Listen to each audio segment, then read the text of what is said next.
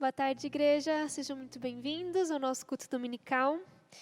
E nós queremos convidar a igreja a se juntar a nós nesse momento de louvor, e que esse momento nós possamos nos lembrar daquilo que Cristo fez por nós naquela cruz, lembrar que Jesus veio até o mundo por nós, para que hoje nós pudéssemos estar aqui diante de Deus, santificados, justificados, em comunhão com o nosso Senhor e um com os outros, né? Então, feche os seus olhos, vamos abaixar nossas cabeças para orar. Obrigado, nosso Deus, por tanto amor, por tudo que o Senhor fez por nós e por nos permitir estarmos diante da Tua presença. Senhor, nós queremos com muita humildade pedir que o Senhor se faça presente em nossas vidas de forma perceptível, para que possamos Te conhecer mais, Te amar mais e seguir-Te de todo o nosso coração. Pai, durante esse momento de louvor, nós queremos nos colocar à disposição, colocar o nosso coração diante de Ti, toda a nossa vida, para que o Senhor venha ministrar sobre nós, venha nos mostrar aquilo que está no Teu coração, e que faça da nossa vida a Tua vontade, Pai. Espírito Santo, guia-nos, Senhor, por esse momento e sinta-se à vontade entre nós. Muito obrigada, em nome de Jesus. Amém. Vamos louvar a Deus?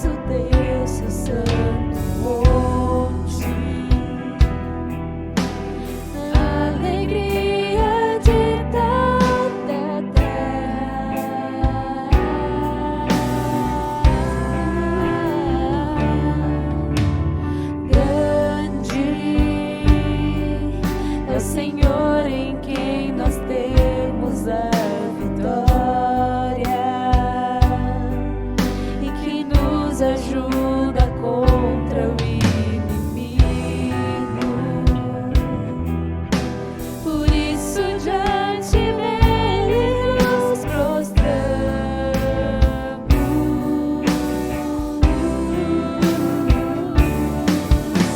Queremos o teu nome engrandecer e agradecer-te por tua obra em nossas vidas. Confiamos em teu infinito amor, pois só tu és o Deus eterno sobre toda a terra e céus. Grande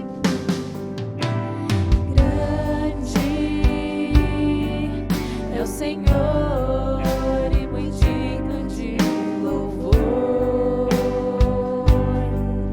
Na cidade do nosso Deus, seu santo monte, a alegria de toda a terra.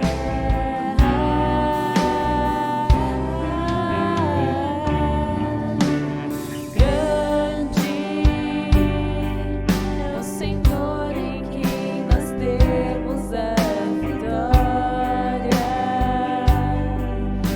que nos ajuda contra o inimigo. Por isso diante dele nos prostramos.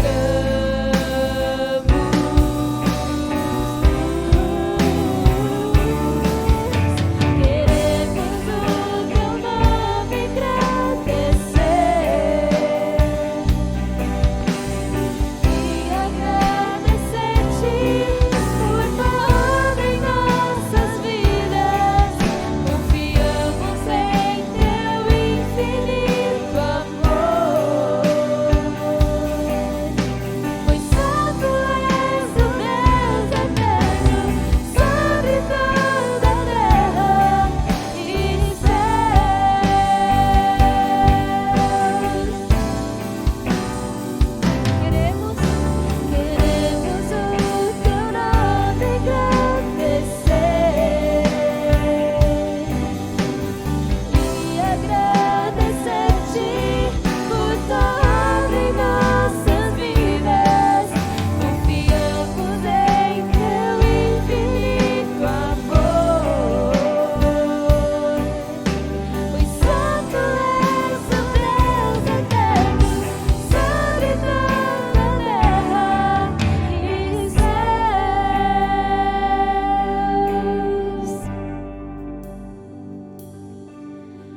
Pois só tu és o Deus eterno sobre toda a terra e céus.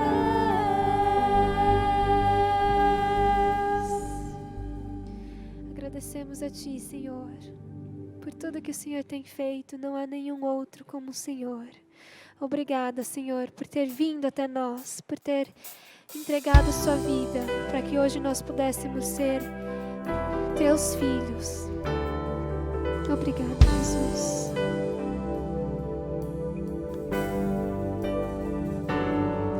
Quando abatido estou e tua voz não posso ouvir, eu seguro em tuas verdades, é fiel a mim.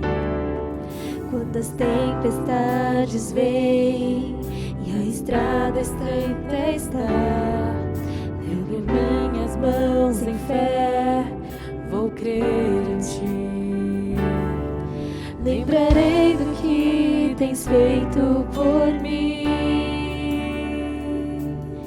Sei que o teu amor traz vida sem fim. Teu amor desceu e me salvou. Teu amor desceu, me libertou. Eu sou teu, sou para sempre teu. Se no vale ou no monte estou, cantarei e me lembrarei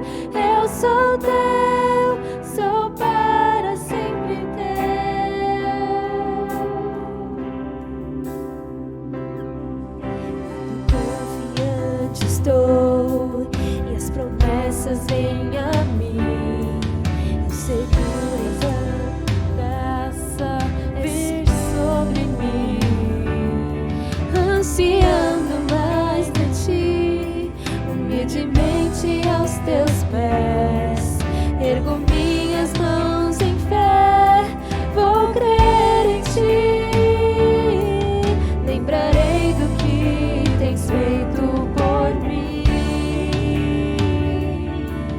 Sei que o teu amor traz vida sem fim. Teu amor desceu e me salvou. Teu amor desceu, me libertou. Eu sou teu, sou para sempre teu. Se no vale ou no monte estou, cantarei e me lembrarei. Eu sou teu, sou para sempre teu. Eu sou teu, eu sou teu, para sempre sou teu. Eu sou teu, eu sou teu, para sempre sou teu. Teu amor desceu e me salvou. Teu amor desceu, me libertou. Eu sou teu, sou para sempre teu.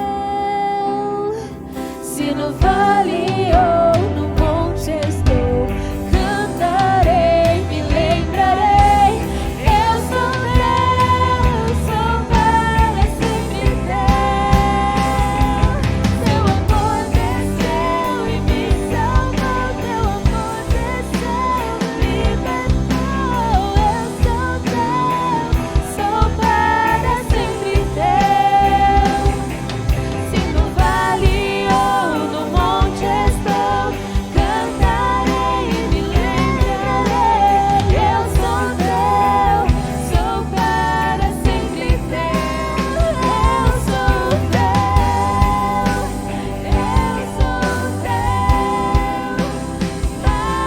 eu sou teu, para sempre sou teu. Eu sou teu, eu sou teu, para sempre sou teu.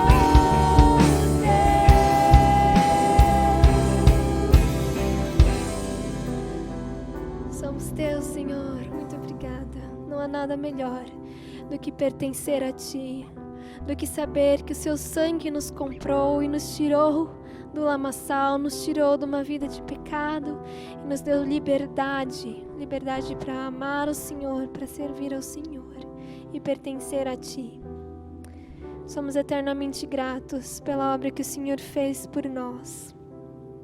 Nós nos agarramos, Senhor, nas Tuas palavras, nas Tuas promessas, na verdade que há em Tua palavra e que nos diz que somos Teus filhos, que somos amados por Ti. E nós queremos, por tudo isso, retribuir ao Senhor, entregando nossas vidas a Ti cada vez mais. Muito obrigada, em nome de Jesus. Amém. Agora nós teremos os nossos momentos de oferta. Então, vocês podem ver a conta da igreja no nosso slide.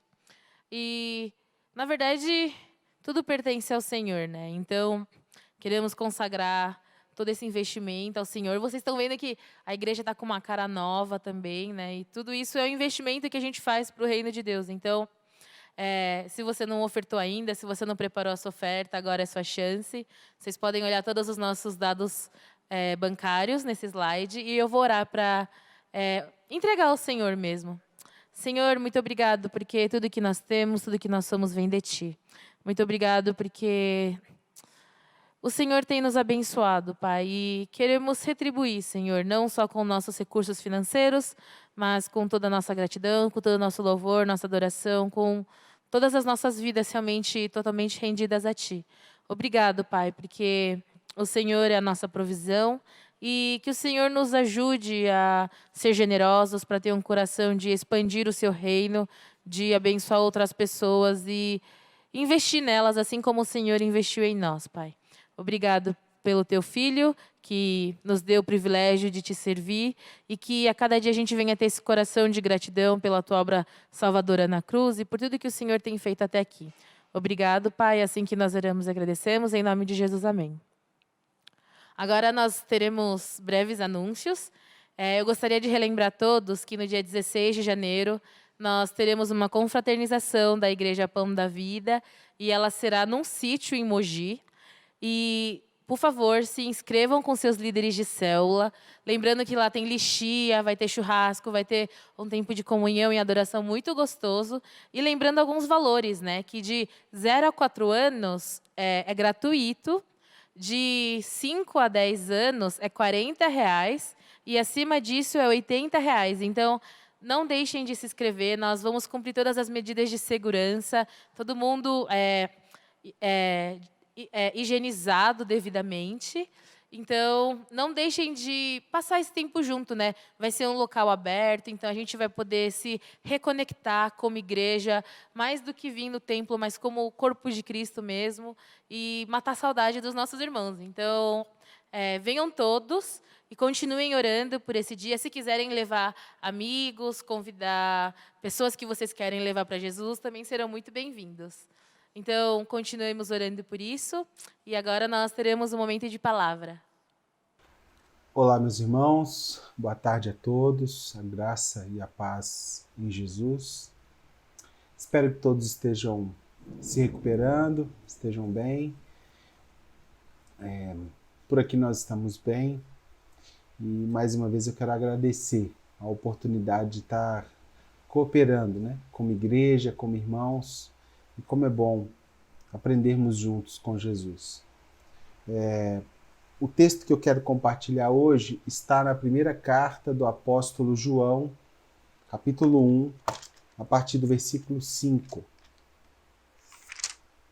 1 João, capítulo 1, verso 5. E eu leio assim. Versículo 5 de 1 João, capítulo 1. Essa é a mensagem que ouvimos dele e que agora lhes transmitimos. Deus é luz e nele não há escuridão alguma. Portanto, se afirmamos que temos comunhão com ele, mas vivemos na escuridão, mentimos e não praticamos a verdade. Mas se vivemos na luz, como Deus está na luz, temos comunhão uns com os outros, e o sangue de Jesus, seu Filho, nos purifica de todo pecado. Se afirmarmos que não temos pecado, enganamos a nós mesmos e não vivemos na verdade. Mas se confessamos nossos pecados, ele é fiel e justo para perdoar os nossos pecados e nos purificar de toda injustiça. Bom, hoje eu queria lhes falar sobre o viver na luz.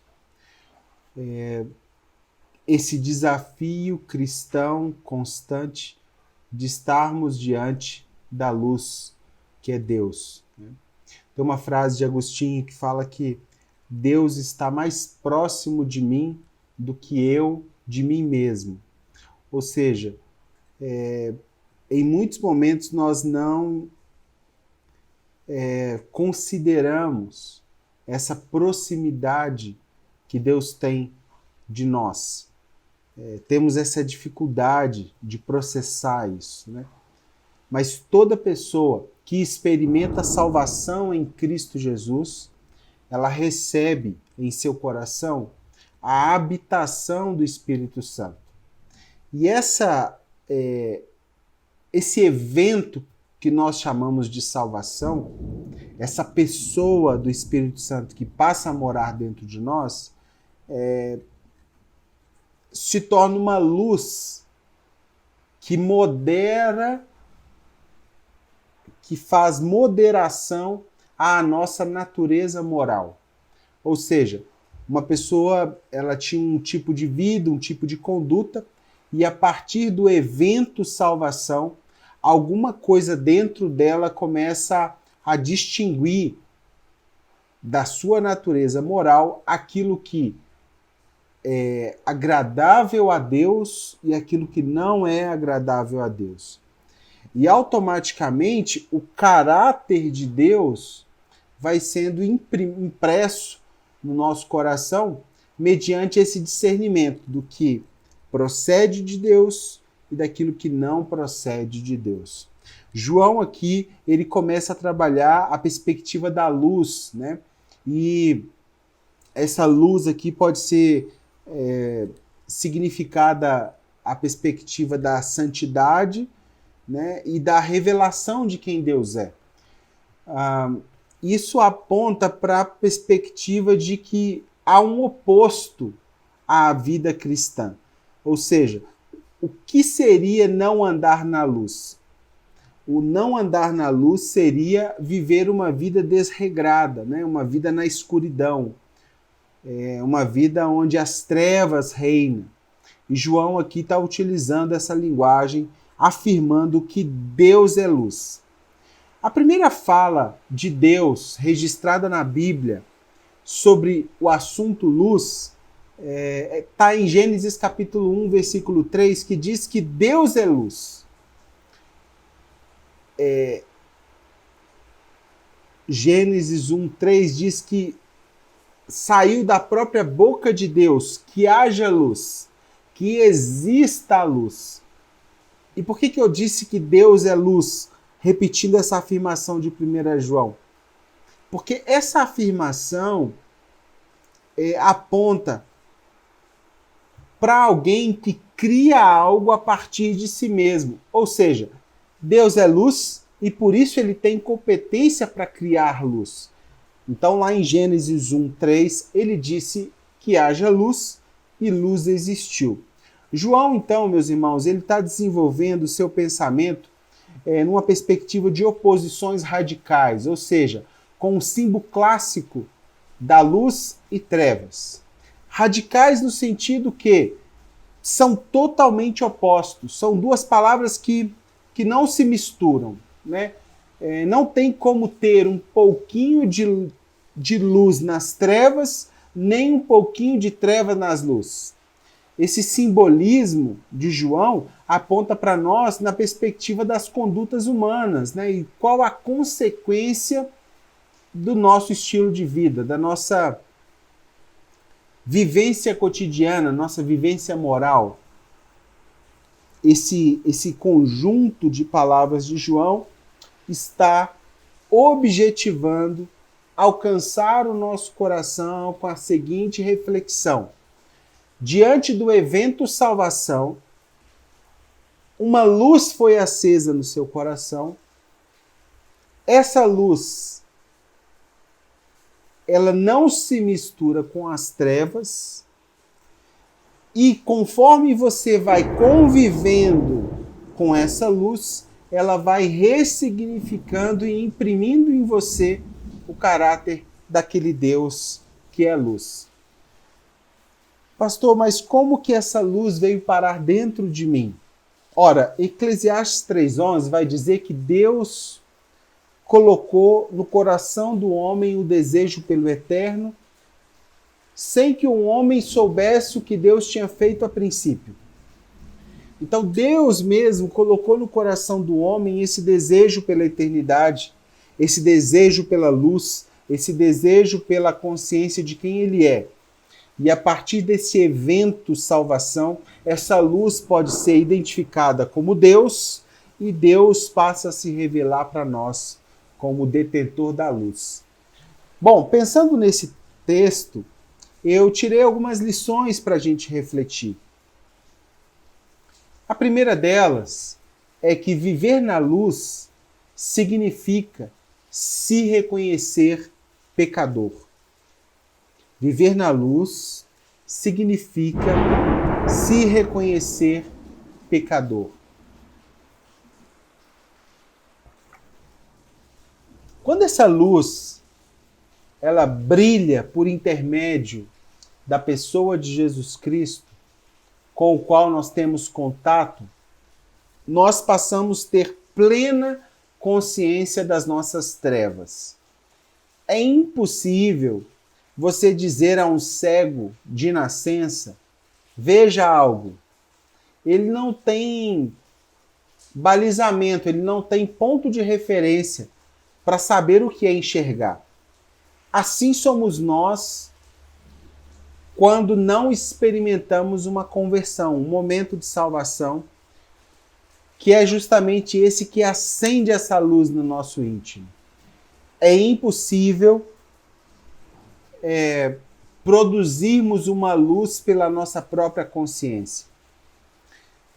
A menos que Deus, que é luz, se acenda em nosso coração, aí sim nós teremos convicção plena das nossas próprias trevas. Só é possível eu perceber o tamanho da minha escuridão quando essa luz se aproxima de mim. Quando uma pessoa está vivendo em profundas trevas e não tem luz que se aproxima, ela nem sabe o que é luz. Para ela, o natural é treva. Nesse aspecto, João está dizendo para nós o seguinte: aqui está o primeiro aspecto da comunhão com Deus. Viver na luz não significa que nós estamos pregando um perfeccionismo ou uma perfeição apenas estética, superficial. Pelo contrário, viver na luz significa que nós podemos até, em algum momento, tropeçar. Mas fatalmente, esse dolorido do nosso tropeço é fruto da minha inclinação pecaminosa, oriunda da queda, identificada pela luz que é Deus. Quando você fala para um pecador que não experimentou salvação, que não conhece a luz, que o que ele está fazendo é pecado, ele pode rir da sua cara porque ele não tem o balizamento contrário àquele pecado. Ele não tem a referência do que não é pecado. Somente aqueles que experimentam salvação podem se reconhecer de fato um pecador.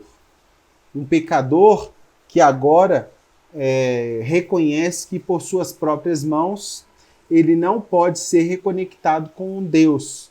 Ele precisa, de fato, de um trabalho eficiente, de um advogado, justificador acerca dos seus próprios atos. Quando reconhecemos Jesus como esse nosso advogado, como esse nosso justificador, automaticamente nós nos tornamos devedores desse Jesus para sempre. Claro que nós estamos falando que salvação, reconhecemos que salvação é pela graça de Deus. Eu não posso fazer nada para obtê-la por mim mesmo, não posso fazer nada também para perdê-la por mim mesmo. Deus é gracioso em nos salvar. Porém, como resultado dessa relação de amor salvífica, eu me sinto comprometido em não andar mais nas trevas, não mais tropeçar e desejar andar na luz.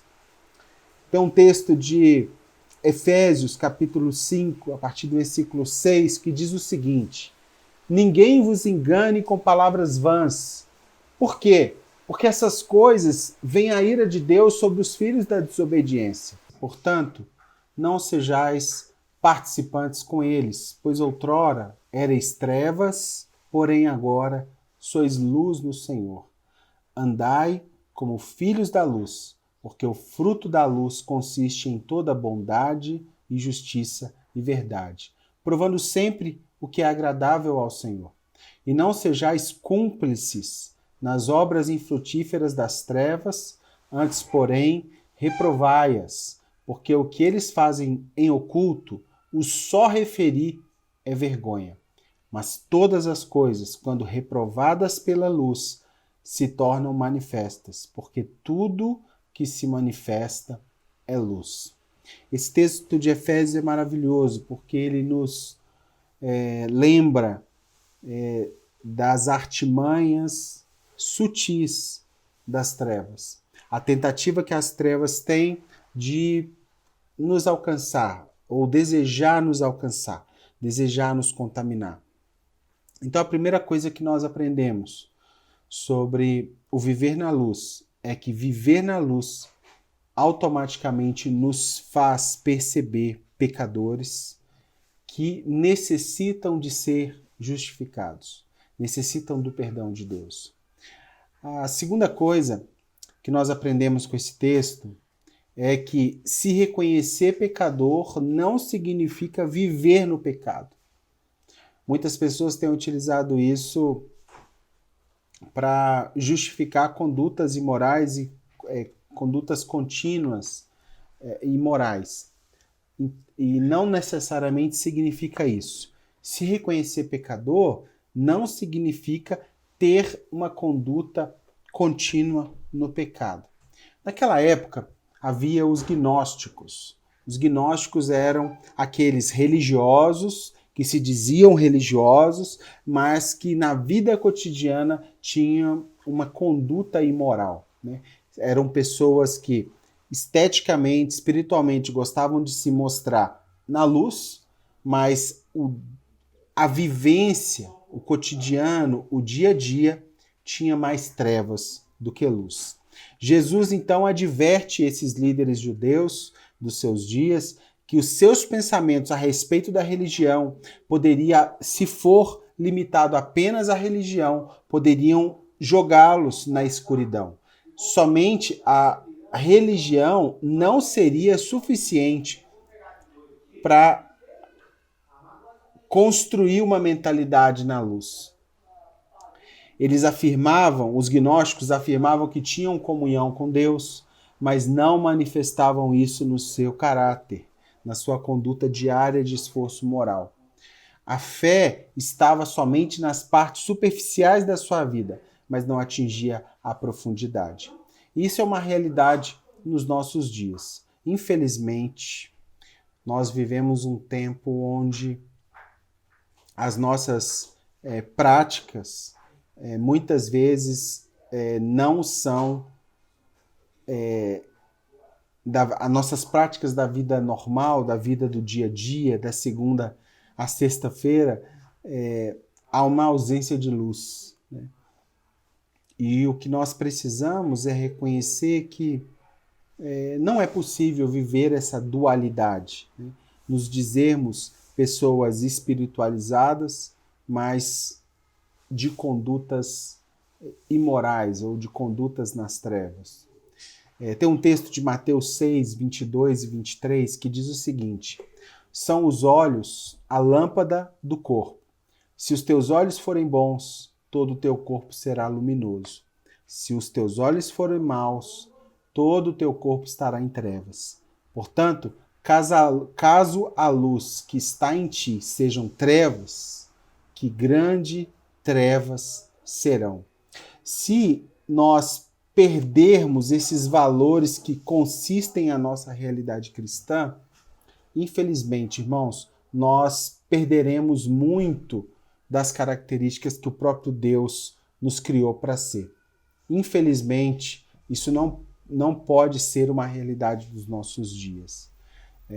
Precisamos nos reconhecer pecadores, mas pecadores que receberam uma justificação e, por isso, buscam uma alteração de conduta, né?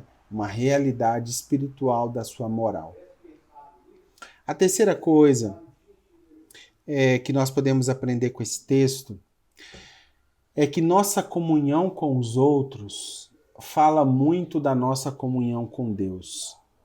À medida que nós vamos vivendo na luz, nós temos a plena consciência da nossa origem e destino. Dentro de nós, como eu disse lá no item 1, existe uma bússola que está buscando pelo eterno, pela eternidade. E essa realidade de sinalização do reino de Deus que acontece dentro de nós, quando nós convivemos com pessoas que estão sendo alcançadas por essa mesma luz, automaticamente nós nos ligamos a essas pessoas. Isso é uma realidade de irmandade. Irmãos que se conectam numa realidade de origem e de destino. Algumas pessoas dizem assim, pecar é humano. Mas pecar não é humano. Pecar é desumano. Quando nós fomos criados antes da queda, não havia. A nossa humanidade foi criada, né, no humus, no barro, na terra, o terroso, humus de humanos. Essa realidade humana, ela não, criada à imagem e semelhança de Deus, ela não é criada em pecado. O pecado é um tropeço no percurso da criação, mas acontece pós a criação da humanidade. O pecado, então, não é humano. O pecado é o processo de desfiguração ou de desumanização desse ser criado à imagem e semelhança de Deus. Toda vez que nós pecamos, nós negamos a nossa real essência, que é imagem e semelhança de Deus, e escolhemos a desfiguração humana por meio do pecado. Somente aqueles que experimentam dessa nova vida, eles conseguem enxergar o caminho proposto de santidade, né? O caminho que está à nossa frente, que é um caminho na luz. Esse caminho, mesmo que difícil, ele se torna muito melhor quando temos a companhia de outros que estão buscando o mesmo lugar, buscando o mesmo destino. Automaticamente, na vivência de igreja, comunidade, quando uma pessoa que estava andando na luz começa a andar nas trevas, é instantâneo o seu movimento de distanciamento daqueles que estão na luz. As pessoas começam a mudar o seu comportamento como se o problema tivesse com quem tem a luz. Mas, na verdade, são pessoas que as suas trevas, sendo obstinadas, né, seus tropeços de forma obstinada, vai lhe trazendo um constrangimento quando se aproxima daquele que está na luz. Não deveria ser assim, né? Nós deveríamos reconhecer as nossas trevas, confessar, nos arrepender e voltar a esse caminho, né, de luz. Não cortar a comunhão, porque a comunhão pensada por Deus é um meio pelo qual eu me fortaleço para continuar andando em frente. Você, cristão, dizer que tem comunhão com Deus, mas não praticar a comunhão com o próximo, é dizer que você está em outra estrada diferente daquele irmão que está para a eternidade. Significa que você não tem o mesmo destino daquela pessoa. Pode reparar, como eu disse, se alguém está muito bem com Deus, normalmente ela se relaciona bem com os outros. Se essa pessoa não está bem com Deus, normalmente ela não se relaciona bem com os outros. Quando começa a entrar muita escuridão, fatalmente há um distanciamento daqueles que caminham para a luz. Olha o versículo 7, que nós lemos de 1 João, capítulo 1. Versículo 7. Se vivemos na luz, como Deus está na luz, temos comunhão uns com os outros, e o sangue de Jesus, seu Filho, nos purifica de todo pecado. Quando nós andamos na luz, nós experimentamos da comunhão com Deus, por meio da Trindade, o Pai, o Filho e o Espírito Santo, e a comunhão uns com os outros. Quando andamos na escuridão, nós rompemos a relação com Deus, nos distanciamos da Trindade, da relação do Pai, do Filho e do Espírito Santo, e também da relação com o próximo que está na luz. Recapitulando, esses 3 pontos, viver na luz significa se reconhecer pecador. Mas se reconhecer pecador não significa viver no pecado. Pelo contrário, os salvos são aqueles que reconhecem os seus pecados, suas limitações e se conectam de novo ao justificador. Nossa comunhão uns com os outros, a nossa comunhão com Deus, fala muito da nossa comunhão uns com os outros. E o contrário também é válido. A nossa comunhão com os outros fala muito da nossa comunhão com Deus. Bom, e o que eu posso fazer para tirar de lição desse texto, além desses 3 pontos, de forma conclusiva? Para a gente manter a comunhão, irmãos, é necessário a gente reconhecer o caminho do perdão. A comunhão contínua com Deus, ela incide em reconhecer o tamanho do nosso dilema, o tamanho da nossa necessidade, da nossa carência de confissão e de perdão. Perdoar, na Bíblia, é uma realidade manifesta desde o Gênesis, que perdura por toda a Escritura, findando em Apocalipse.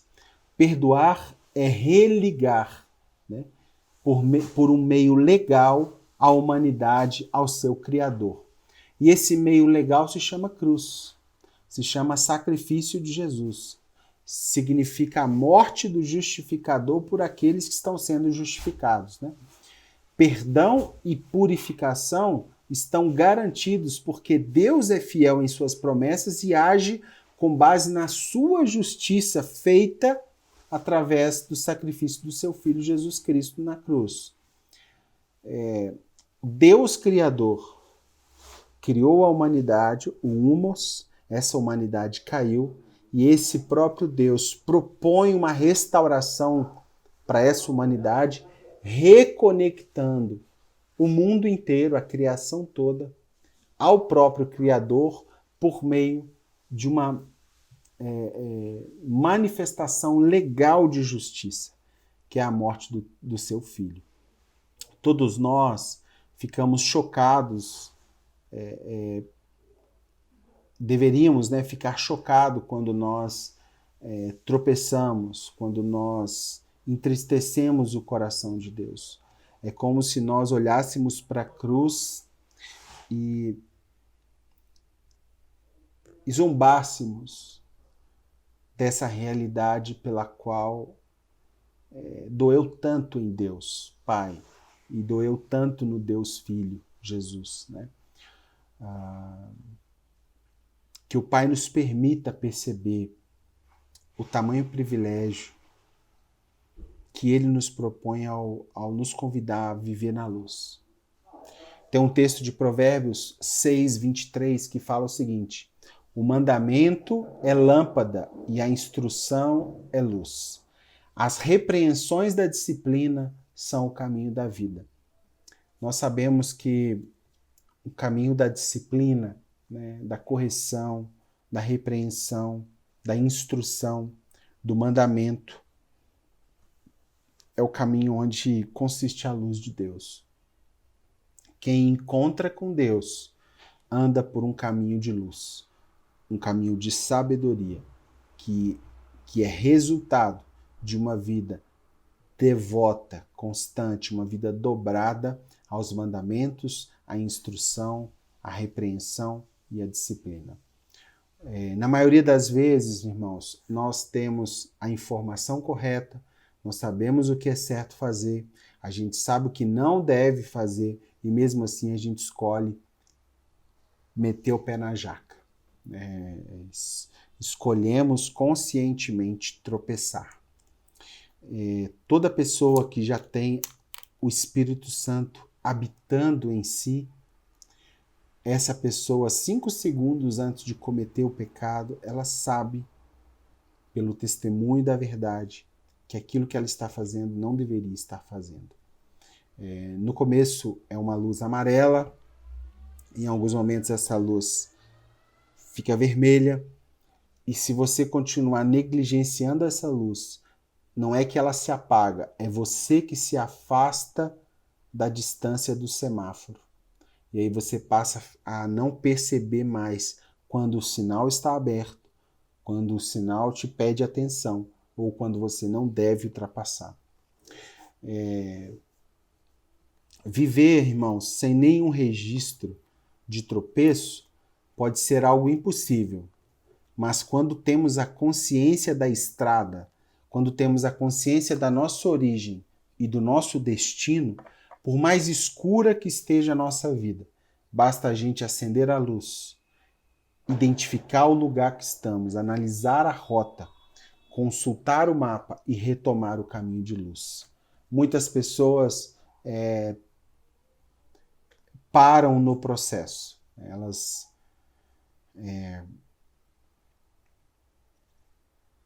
Elas não se perdoam os seus tropeços, ela não vê um lugar de saída, uma possibilidade de saída e escolhe permanecer numa moradia escura. O que Deus tem para nós é um lugar claro, é um lugar de luz, porque Ele é luz. Eu não sei se você, alguma área da sua vida está em escuridão, mas eu sei que Deus é luz e Ele pode hoje mudar a sua história. Ele pode fazer com que você comece um novo caminho, ou volte aos caminhos, volte a enxergar com clareza, né? Que haja um resgate dessas crenças, desses valores, dessas prioridades, né? Dos seus investimentos. O que você tem gastado para crer, para ter, o que você tem priorizado para ser, em que você tem investido a sua vida. Essas coisas podem nos ajudar a ver o caminho de Deus, a ver o caminho que o próprio Jesus disse: eu sou o caminho, a verdade e a vida. Tem uma revelação que eu gosto muito das Escrituras, que é o Salmo 119, 105, que fala assim, ó, lâmpada para os meus pés é a tua palavra, luz para os meus caminhos.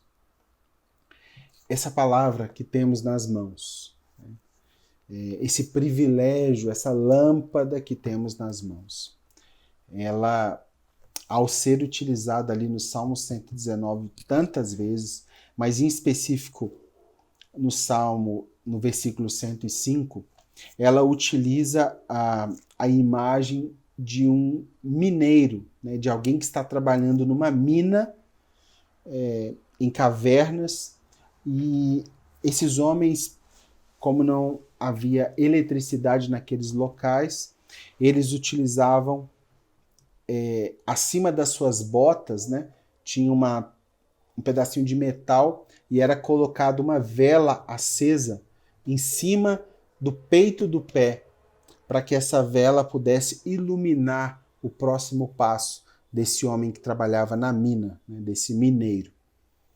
Por isso que o salmista utiliza o exemplo de alguém que enxerga o próximo passo, não de alguém que enxerga o caminho todo, né? Não aquele que tem todas as respostas, mas o que tem substância suficiente para dar o próximo passo. Por isso, lâmpada para os meus pés é a tua palavra, luz para o meu caminho. Talvez você tenha tropeçado porque você está esperando ver tudo. E Deus está com a luz disponível para você saber apenas o próximo passo. Talvez se você vê tudo, Deus nem vai... Quer dizer, você não terá nem força suficiente para avançar, para continuar a sua caminhada com Cristo. Eu queria abrir meu coração para vocês. Deus tem nos levado nesses últimos 2 meses na nossa comunidade a, a interceder por uma purificação, né? Para agir, para orar e abençoar os irmãos, para não serem tão influenciados pela cultura deste mundo, pelo contrário, mas para serem instrumentos, né, luzeiros, que é o termo que as escrituras utilizam, luzeiros em meio a essa geração corrupta e perversa. O problema é que muitas vezes a gente não sabe distinguir, né, se aquela pessoa anda na luz ou nas trevas. No domingo, às vezes parece que ela está na luz, mas na sua vida de segunda a sexta, nem sempre. E isso, Deus tem nos levado ao arrependimento, à oração de melhora, né, a reconhecimento de conduta e a mudança da nossa história. Pastor, mas você não sabe o tamanho do meu pecado. Você não sabe tamanha escuridão é a que eu estou envolvido. Olha, não importa o nível de escuridão que você está imerso. Se você abrir apenas uma fresta de luz, essa escuridão é dissipada. E uma possibilidade nova é aberta para você enxergar. O pior cego é aquele que não quer enxergar. E se você está me ouvindo e sabe que Deus está te pedindo uma nova postura mediante alguma área da sua vida, eu queria te convidar para um momento de renúncia. Um momento onde você entrega essa área para Deus, onde você reconhece a necessidade da atuação de Deus. E principalmente, um momento onde você experimenta do perdão de Deus. Hoje nós iremos ceiar a ceia memorial, e essa ceia nos lembra do preço alto que já foi pago pela nossa vida. Esse preço não foi para que nós continuássemos vivendo na escuridão ou nas trevas, mas pelo contrário, foi pago para que nós pudéssemos viver na luz, porque Deus é luz. Então, eu te convido a pegar os elementos da ceia, a pensar nessas áreas e com o coração em oração, em preparo, ore e entregue essas realidades para o nosso Deus. O apóstolo Paulo, nosso irmão, ele diz o seguinte, 1 Coríntios 11, 23, fala assim, olha, pois eu lhes transmiti aquilo que eu recebi do Senhor. Na noite em que o Senhor Jesus foi traído, ele tomou o pão, agradeceu a Deus, partiu e disse, esse é o meu corpo, que é entregue por vocês. Façam isso em memória de mim. Da mesma forma, depois da ceia, ele tomou o cálice e disse, esse cálice é a nova aliança confirmada no meu sangue. Faça isso em memória de mim, sempre que o beberem, porque cada vez que vocês comem desse pão e bebem desse cálice, vocês anunciam a morte do Senhor até que ele venha. O que significa anunciar a morte? Significa anunciar que essa morte valeu a pena. Que nós, como pessoas pecadoras, agora restaurados e religados a um propósito eterno, damos o devido crédito ao sacrifício que Jesus fez na cruz do Calvário. E é para isso que eu te convido. Eu te convido a cear em memória do sacrifício, reconhecendo que esse sacrifício não foi em vão.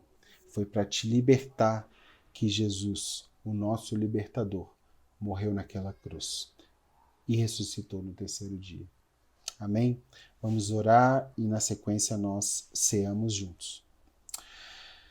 Pai, obrigado por esse tempo, obrigado por essa palavra, obrigado por aquilo que o Senhor tem falado no nosso coração de resgate de uma identidade que anda na luz, de uma realidade de cristianismo que é um luzeiro no tempo vigente, nessa geração corrupta, perversa, pervertida, perdida, mas que nesse lugar podemos ser colocados como luzeiros deste mundo.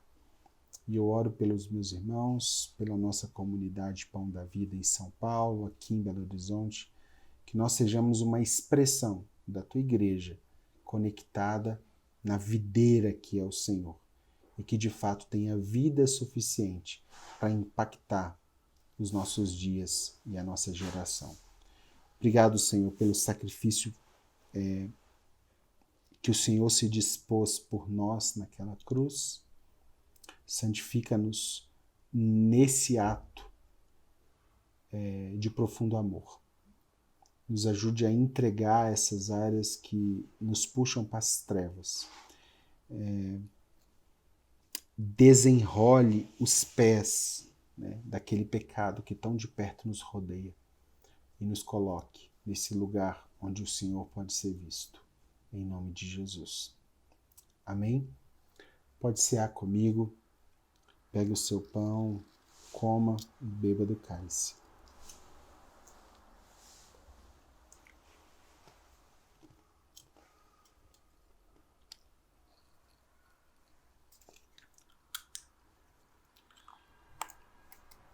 Graças a Deus.